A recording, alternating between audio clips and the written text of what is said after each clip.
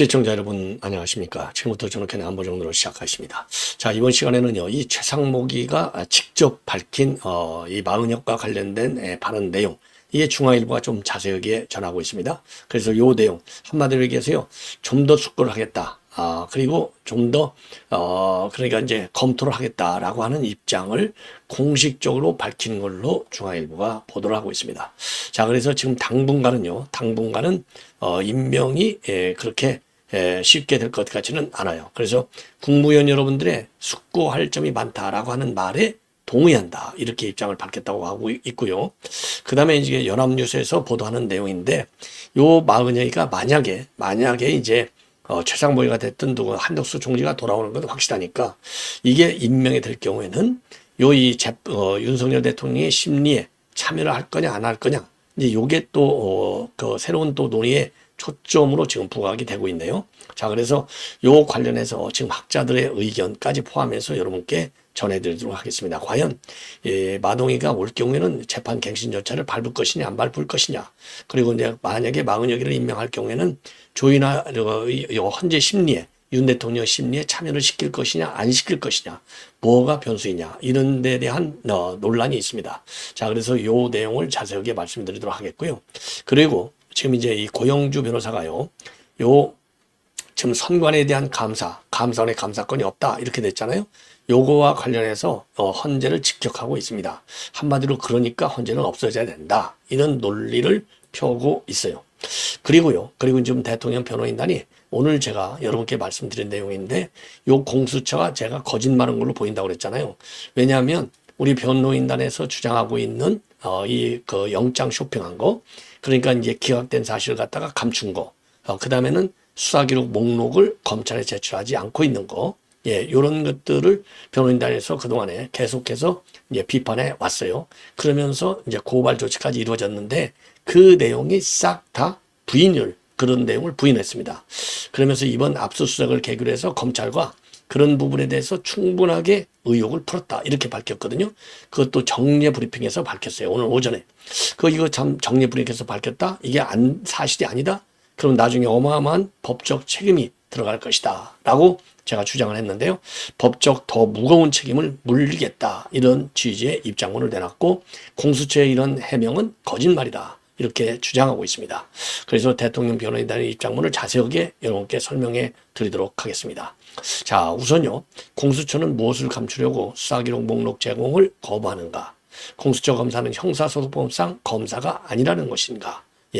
이런 제목으로 지금 입장문을 내놨습니다.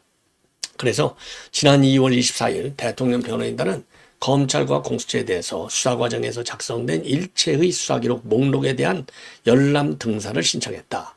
이에 검찰은 지난 26일 대통령 변호인단에 대하여 수사기록 목록을 제공했다. 그런데 공수처는 무려 10일이 지난 오늘 또 수사기록 목록 열람 등사 불허가 통지를 하였다. 그러니까 이거 열람 등사를 허용하지 않겠다, 이렇게 통지를 한 거예요. 이걸 당연히 해야 되는데, 그래서 형사소송법 266조의 3을 보면 피고인의 방어권 보장을 위하여 수사기록에 대한 열람 등사를 허용하고 있다. 수사 과정에서 피고인에게 유리한 증거가 있음에도 검사가 이를 고의로 누락하는 것을 막기 위한 것이다. 그런데 공수처는 공소제기 요구한 사건이라고 하는 이유로 형사소송법이 허용한 수사기록 목록에 대한 열람 등사마저도 거부하였다. 이는 형사소송법 제266조의 3, 제5항의 서류 등의 목록에 대하여는 열람 또는 등사를 거부할 수 없다라고 하는 규정을 정면으로 위반한 것이다. 공수처에 요구하는 것은 간단하다. 공수처가 수사 과정에서 작성한 수사 서류 일체의 목록이 정리된 수사기록 목록을 제공하라는 것이다. 그런데 공수처는 기록을 공개하는 것이 적합하지 않다고 인정할 만한 현저한 사유가 있다면서 이를 거부하였다. 도대체 수사기록 목록조차 제출하지 못할 만한 현저한 사유가 무엇인가? 이러니까 거짓말한 게 맞잖아요. 제가 그랬잖아요. 이거 거짓말인지 정말 이해할 수가 없다라고 했는데, 그리고 공수처가 지금까지 거짓말을 많이 했기 때문에 이런 주장도 거짓말일 수 있다, 제가 이렇게 평가를 했는데요. 제 평가가 맞는 것 같습니다. 그러면서 공수처의 불허가 통지가, 그러니까 등사, 열람 등사를 못하게 하는 그 통지가 의미하는 것은 간단하다. 뭐냐? 도저히 변호인단에게 더 나아가 국민들에게 알릴 수 없는 감춰야만 할 기록이 있다는 것이다. 옳은 결론이죠. 당연히. 예. 안 그러면 감출 이유가 하나도 없죠.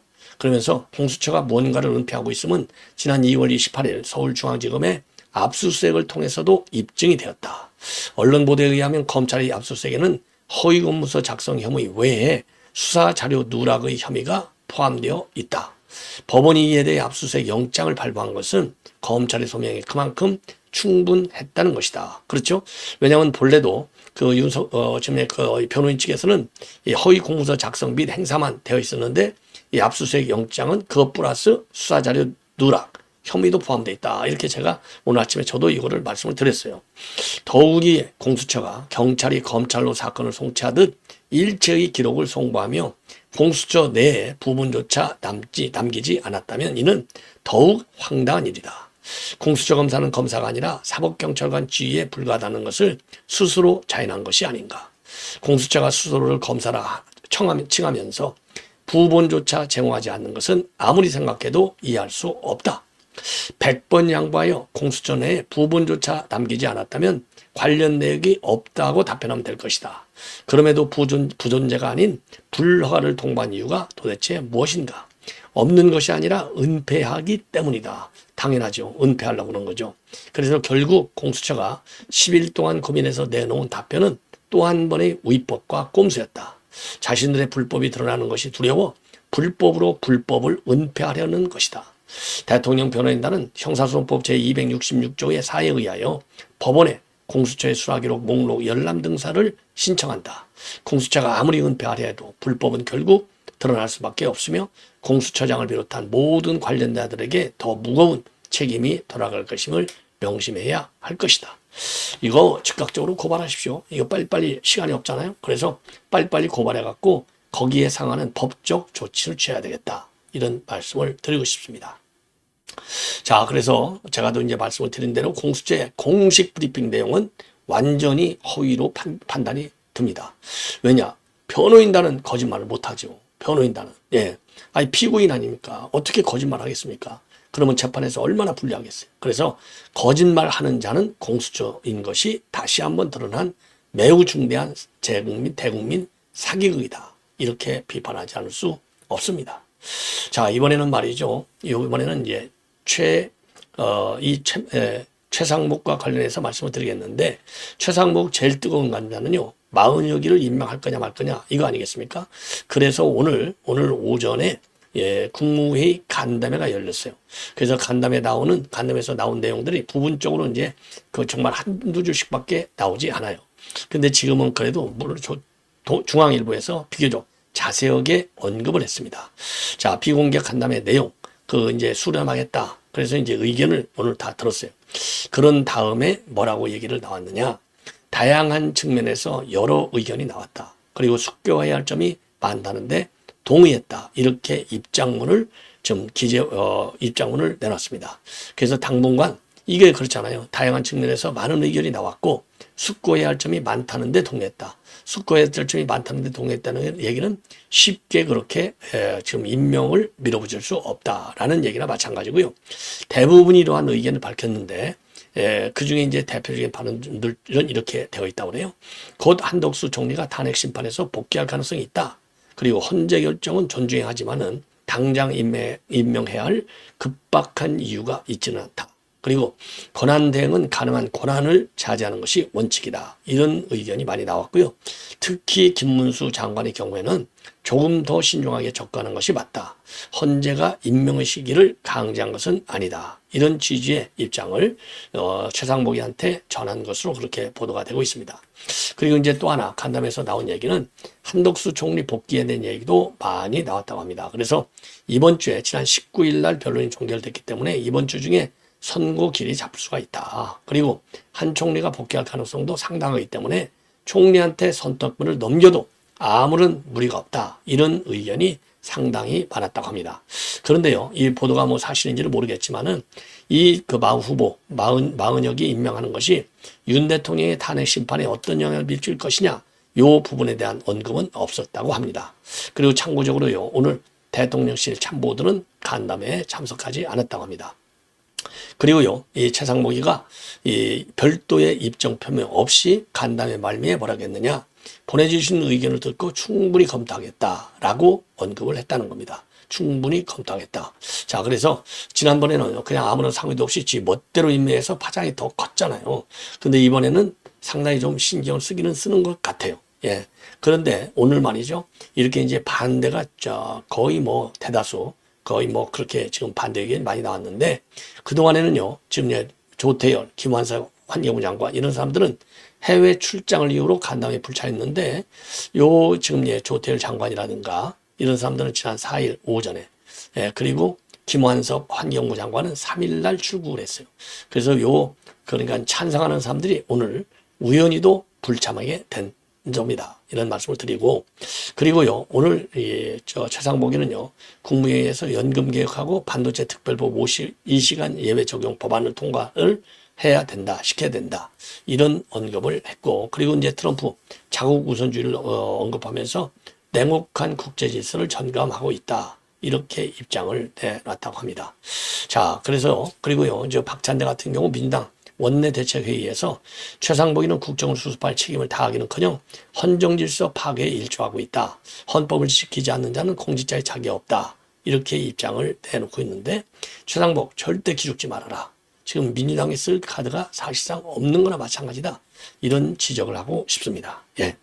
자, 이번에는요, 지금 이제 헌재의 마은혁이를 임명할 것이냐 안 할 것이냐, 그리고 임명될 경우에는 윤 대통령의 심지에 참여를 시킬 것이냐 안 시킬 것이냐, 요게 이제 그 연합뉴스의 관련 기사 내용이 되겠는데요. 요거 뭐 우리가 그동안에 얘기한 대로 지금 이제 이번 판결에서는요, 임명하지 않은 것이 국회의 헌재 지금 구성권을 위반했다. 그런데 그게 법리적으로 말이 안 된다, 요런 반론이 많아요. 왜냐하면 국회는 추천권만 갖고 있을 뿐이지 직접 임명권을 갖는 것은 아니다. 그래서 선관위 위원들 임명하는 거하고는 결을 달리한다. 이게 법조계의 전반적인 의견이거든요. 자, 그래서 그런데 그럼에도 불구하고 최상목이는 마은혁이를 임명하고 지금 난리를 치고 있는 거나 마찬가지예요, 내부적으로는. 자, 그러다 보니까 마은혁이가 만약에 실질적으로 임명이 될 경우에는 이제 헌재 재판관 타이틀을 갖게 되잖아요. 그러면 8명으로 그냥 선고를 할 것이냐, 아니면 마은혁이를 조인시켜가지고 추가적으로 9명 체제로 심리를 할 것이냐, 이게 이제 관전 포인트인데, 민주당에서요, 이 마은혁이를, 그리고 이제 최상목이가 마은혁이를 자꾸 임명하려고 깔딱깔딱 하는 이유 중에 하나는 자기네들이 보기에도 5대3이 됐든 4대4가 됐든 탄핵안을 인용하는 데는 굉장히 어렵다, 의적 존속수가 나오지 않는다, 이런 것 때문에 지금 임명하려고 하는 거 아니겠습니까? 그러면 임명했을 때 재판 갱신 절차, 지금 이 연합뉴스 보도에 따르면은 재판 갱신 절차가 별로 필요 없을 것이다, 이런 입장에서부터 시작해갖고요, 아니다, 그래도 재판 절차는 그대로 갈 것이다, 이런 전망의 얘기까지 다양합니다. 자, 다양해요. 예. 자, 그런데 이제 문제는 뭐냐? 문제는 말이죠, 과거에도 지금 이렇게 새롭게 재판관이 중도에 합류했을 경우에 이 헌재 해당 재판관을 평의에 참여시키지 않고 8인 체제로 결정을 선고한 사례가 상당히 많다고 합니다. 자, 그래서 2017년도 11월 유남석 당시 재판소장이 취임했지만은 11월 30일 정기 선고를 그대로 진행을 했다는 거예요. 당시 헌재는요, 부산지검 동부지청장이 검찰 피의자 조사 당시에 동석한 변호사에게 닦아 앉으라고 한 행위가 우연이다, 이렇게 설명했어요. 자, 그래서 그 당시에 유남석을 빼고 8명만으로 재판을 진행했습니다. 그리고 2023년도 12월에 정영식 재판관이 취임했을 때도 취임 3일 뒤에 정기 선고를 열면서 재판관 없이 8인으로 이거를 심리한 바 있어요. 예. 자, 그리고 그래서 요건 이제 합류를 시키냐 안 시키냐, 그리고 합류시켰을 경우에는 윤 대통령의 심리에 참여를 시키냐 안 시키냐, 이런 걸 가지고 논란이 지금 많은데, 기본적으로는 지금 이제 합류를 시키지 않는 게 더 타당하고 그게 관례다, 이런 주장이 나오고 있어요. 자, 그래서 조금 전에도 말씀드렸지만은요, 2017년도 11월 11일 날 유남석 저 재판관을 갖다가 지금 이제 정기 선고가 이루어졌는데, 이거 어떻게 할 것이냐 그랬는데, 그 정기 선고할 때도 그 당시에도 8명만 갖고 했다는 겁니다. 8명만 갖고. 자, 그래서 지금 이제 마 후보를 만약에 임명할 경우에는, 그러니까 이제 9명이 돼서 하는 건데, 요 변수는요, 5대 3이냐, 4대 4냐. 자, 이걸 때는 별로 문제가 되지 않는다. 4대 4일 때는 문제가 되지 않는다. 자, 그런데 만약에 5대 3으로 팽팽히 맞서는 경우에는 이 경우에는 추가로 임명된 이 재판관인 마은혁이가 이제 그 인용 의견을 내면 대통령 파면되잖아요. 그리고 기각 의견을 내면 직무에 복귀하는 이렇게 결론이 정반대로 나는 거예요.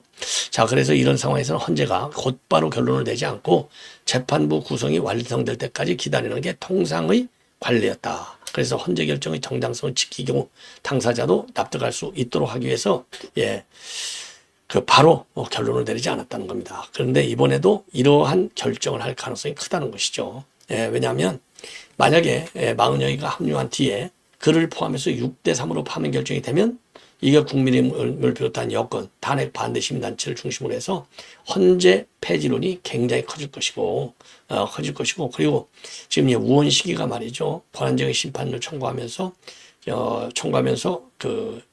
청구하는 바람에 이렇게 지금 된 거 아니겠습니까? 자, 그래서 이제 요 사람들이 이제 그 마은혁이가 이제 만약에 이게 조인을 하게 된다 하더라도 아까 말씀드린 대로 헌법재판관은 되지만 그렇다고 해서 윤 대통령의 심리에까지는 참여하기가 어려울 것이다. 이게 관례니까요. 근데 이거에 대해서는 학자들의 의견에 따라서 달라요. 예를 들어 중앙대 이인호 교수 같은 경우는 5대 3으로 의견이 갈리더라도 마은혁이가 변론에 관여하지 않았고 그리고 갱신 절차를 밟는 것은 현실적으로 불가능하다. 따라서 마은혁이를 갖다가 변론 갱신으로 재판에 관여할 수도 없고 8인 체제로 결론을 내야만 된다. 이런 입장을 내놓고 있습니다. 그리고요, 헌법연구관 출신의 A 교수는요, 재판 진행은 어디든지 법원이든 어디든 간에 재판부의 고유 권한이다. 따라서 재판 진행에 있어서 결론이 이럴 것 같으니까 적절한 방식으로 이 정리를 해야 된다. 그래서 이제 재판 절차가 굉장히 중요하다. 이런 좀 의견도 내놓고 있어요. 그러니까 만약에 마은혁이가 와야 돼? 그러면 재판 경신 절차를 밟는 게 달소리라고 보고 그럴 경우는 재판 선고가 늦어지는 그런 민주당법에서 보면 요것을 수용하기가 좀 어렵다. 이렇게 지금 평가가 그리고 기대가 양분이 되고 있는 상황이 되겠습니다. 자, 이 정도로 해서 말이죠. 이 마은혁이 합류하는 거 일단 8명 하는데 아무 문제가 없기 때문에 지금 마은혁이를 설령 임명이 된다 하더라도 윤 대통령의 심판에 집어넣지는 않을 것이다. 이런 의견이 좀 압도적으로 많은 것 같습니다. 자, 마지막으로요. 그러면 이제 요거 고영주 변호사의 이 헌재 직격탄을 날린 건데요. 헌재 폐지가 대한민국의 존속 여부에 직결됨을 제시하라. 그래서 요 지금 플래카드를 그러니까 이제 플래카드가 아니고요. 이거 입장문이죠. 입장문을 내놨습니다. 자, 그래서 헌법재판소는 자신의 존속 여부가 대한민국 존속 여부에 직결됨을 제시하라. 감사원의 선관위 사후감사를 복사한 헌재 2월 27일 결정문은 내 식구 보호의 결정판이다. 그리고 객관적 감시와 평가가 가능한 보장책을 내놓아라. 선관위에 대한 직무 참여에서도 완전히 손을 떼라. 이렇게 주장하고 있습니다. 자, 그래서 헌법재판소는 지난 27일 감사원이 선거관리위원회에 대하여 직무 감찰할 수 있게 된다면 선거관리의 공정성, 중립성에 대한 국민의 신뢰가 훼손될 수 있는 위험이 있다. 따라서 직무 감찰 대상에 포함되지 않는 것으로 해석해야 한다라고 하는 결정문을 발표한 겁니다. 자, 그래서 이 감사법상 감사원의 감사 대상 제어 기관은 국회, 법원, 헌재로서 이 헌법기관인 이 국회에 대해서는 안 하는 걸로 그렇게 되어 있어요. 안 하는 걸로. 자, 그래서 이제 이게 문제가 된다는 것이죠. 자, 그래서 감사법상 감사원의 감사 대상 제어기관은 국회, 법원, 헌재다. 그래서 선관위 이에 포함되어 있지 않으면 물론이고 선거관리의 독립성을 얘기하더라도 그것은 선거관리를 하는 시점의 감사가 아니라 사후 감사를 말한다. 선관위를 독립된 헌법기관으로 설치토록 한 헌법상의 취지는 선관위가 선거관리를 하는 시점에 누구의 간섭도 받지 않고 결정하도록 하기 위함이시지 사후 감사가 필요 없다는 뜻이 아니다. 그래서 이미 상당 기간 전에 종료된 업무의 적법성에 대해서 사후에 점검하는 직무인 직무 감찰을 어떻게 자주 쓸 것이냐, 독립성을 어떻게 해서 자주성과 독립성을 지켜낼 수 있을 것이냐, 이런 문제 제기를 하고 있어요. 그러면서 물론 선거관리 업무에 대한 감사를 하더라도 그 감사는 해당 선거가 끝난 한참 후에나 진행될 수 있다.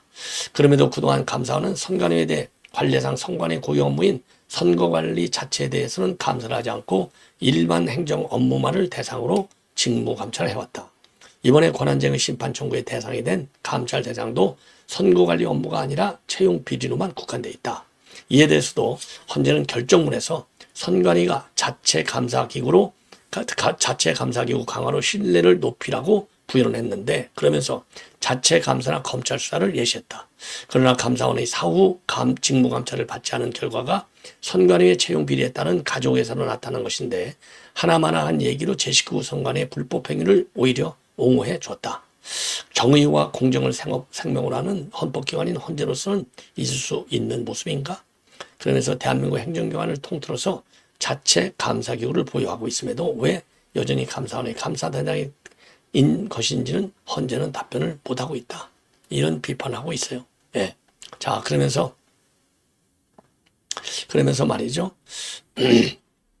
이에 대해서도 헌재는 결정문에서 선관위가 자체 감사기구 강화로 신뢰를 높이라고 부연했고, 그러면서 자체 감사나 검찰 수사를 예시했다. 그러나 감사원의 사후 직무 감찰을 받지 않은 결과가 선관위의 채용 비리에 따른 가족회사로 나타난 것인데, 하나마나한 얘기로 제19 선관위의 불법 행위를 오히려 옹호했다. 정의와 공정을 생명으로 하는 헌법기관인 헌재로서 있을 수 있는 모습인가? 대한민국 행정기관들 대부분이 자체 감사기관을 보유하고 있음에도 왜 여전히 감사원의 감사 대상인 것인지 헌재는 답을 해봐라. 검찰 수사라는 것도 마찬가지다. 법원과 헌재 등의 재판관이 현재처럼 각급 선관위원장을 맡고 있는 한 몸통 이상 검찰이 마무리 수사하고 기소를 해서 재판에 오리란들 하고 내 식구에 대한 판결은 공정하다고 볼 수 있을 것인가? 내 식구 보호의 결정판이 이번 결정문이 바로 그 극명한 증거다. 선관위의 독립성은 외부 누구로부터도 업무 지시를 받지 않는다는 것이지 사후 감사나 평가에서까지 자유롭다는 것은 아니다. 대통령의 고유 권한인 계엄 선포마저 국회 헌법 지금 그 헌법 기관의 다시 한번 말씀드리겠습니다. 대통령의 고유 권한인 계엄 선포마저 국회, 헌재, 법원의 사후평가가 대상이 되는 터에 선관위만 아무런 사후평가를 받지 않는다는 것은 독립성이 아니라 내 맘대로 하겠다는 자의성일 뿐이다. 국민의 혈세로 운영되는 헌법기관의 내 맘대로라는 게 있을 수 있는가? 헌재는 내 식구 선관위에 대한 객관적 감시와 평가가 가능한 보장칙을 내놓으라. 그리고 사법부인 헌재가 삼권 분립 취지에도 맞지 않는 행정부 성격의 선관위에 직무 참여하는 관리에서도 완전히 손을 떼라. 헌법재판소란 기관의 존속 여부가 대한민국의 존속 여부에 직결된 만큼이나 중차대함을 헌법재판소는 직시하라. 이런 입장으로 되어 있습니다. 자, 시청자 여러분, 이렇게 해서 지금 헌재를 해야 한다라고 하는 당위성, 필요성이 지금 국민들 사이에 상당히 넓게 퍼져나가고 있다. 이런 반증이라고 저는 판단이 됩니다. 시청자 여러분, 대단히 고맙습니다.